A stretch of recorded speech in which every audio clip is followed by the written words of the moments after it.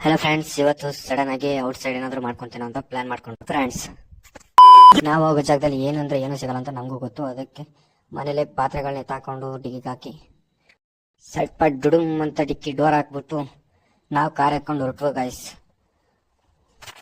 ನಾವು ಕಾರಲ್ಲಿ ಹೋಯ್ತಿದ್ದಂಗೆ ಐಟಮ್ಸ್ ಏನೇನು ಬೇಕೋ ಎಲ್ಲ ತಕೊಂಡು, ಚಿಕನ್ ಮಸಾಲ, ಎಣ್ಣೆ ಎಲ್ಲ ತಕೊಂಡು ಹೋದ್ವು.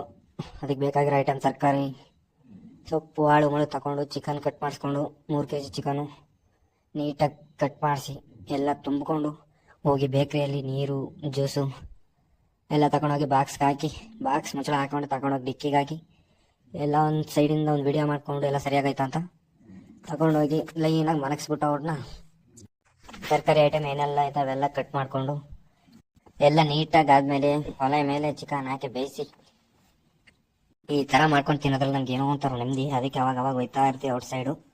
ಆದರೆ ಇಷ್ಟು ದಿನ ವೀಡಿಯೋ ಮಾಡ್ತಿರ್ಲಿಲ್ಲ, ಆದರೆ ಇವತ್ತು ಮಾಡಿದ್ದೀನಿ ನೋಡಿ. ಎಲ್ಲ ಸಾಂಬಾರೆಲ್ಲ ರೆಡಿ ಆಯಿತು.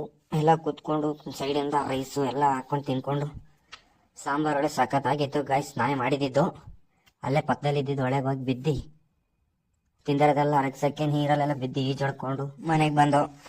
ಈ ವಿಡಿಯೋ ಇಷ್ಟ ಆಗಿರುತ್ತೆ. ನೆಕ್ಸ್ಟ್ ವಿಡಿಯೋದಲ್ಲಿ ಸಿಗ್ತೀನಿ ಅಷ್ಟೇ.